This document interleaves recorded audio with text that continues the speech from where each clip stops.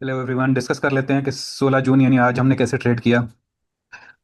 कल हमने डिस्कस किया था मार्केट पॉजिटिव रही थी, तो आज हमारा पहला ट्रेड नेगेटिव होने वाला था।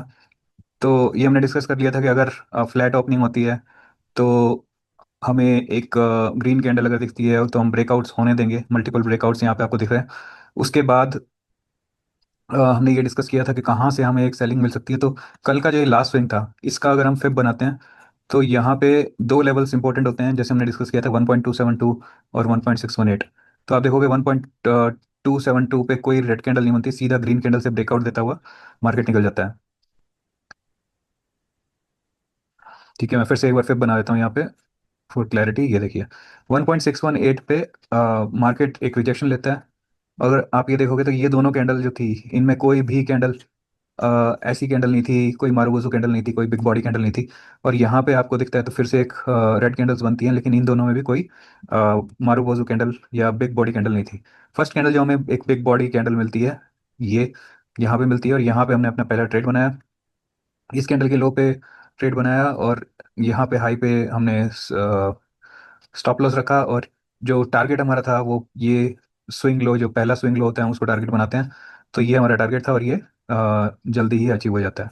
अब इसको टारगेट हमने क्यों बनाया था, उसका मेन रीजन ये था कि आप देखो सुबह यहाँ पे बायर्स आए थे। ठीक है, एक बड़ी वीक बनी थी, बड़ी वीक मतलब यहाँ पे काफी बायर्स थे।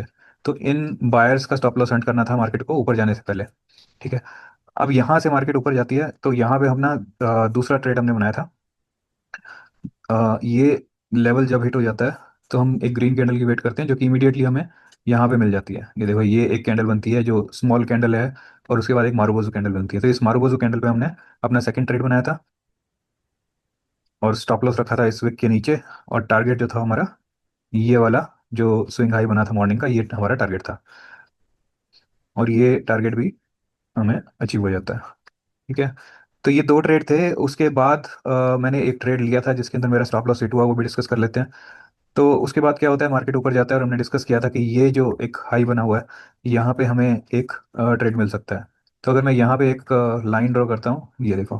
ठीक है, यहाँ पे हमें क्या दिख रहा था कि एक ये जो ये जो स्विंग लो था, इसके बाद एक सीधा ये मूव आता है। ठीक है, उसके बाद अपने लेवल पे आके एक मारुबोजू कैंडल बनती है।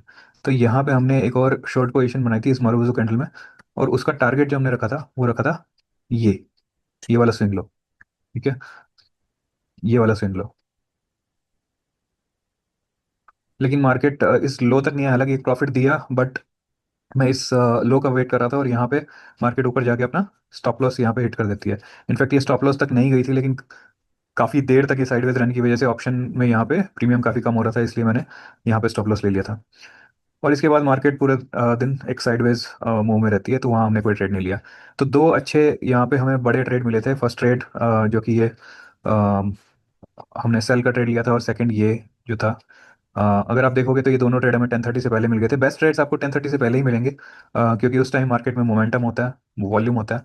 तो ये दोनों अच्छे ट्रेड मिले, और उसके बाद एक ये छोटा सा स्टॉप लॉस हिट हुआ था। तो ये था। अगर आप देखोगे तो हमने प्योरली क्या किया है कि यहाँ पे जो सबसे पहले यहाँ पे जो बायर्स बैठे थे, इन बायर्स का एसएल हिट किया मार्केट ने, तो उसके साथ हमने ये प्रॉफिट किया। और उसके बाद ये जो सेलर्स थे, यहाँ से जो सेलर्स बैठे थे, मार्केट इनका एसएल यहाँ पे लेता हुआ दिखाई दिया, और हमने यहाँ पे भी प्रॉफिट किया। ऑलराइट, सो दो चीज़ें हम यूज़ करते हैं, एसएल हंटिंग, कैंडल टाइप, और तीसरा फिबोनाची। ये तीनों चीज़ यूज़ करके हम ट्रेड लेते हैं। That's all for today. If you have any question let me know. I will talk to you later with tomorrow's pre market report. Thank you.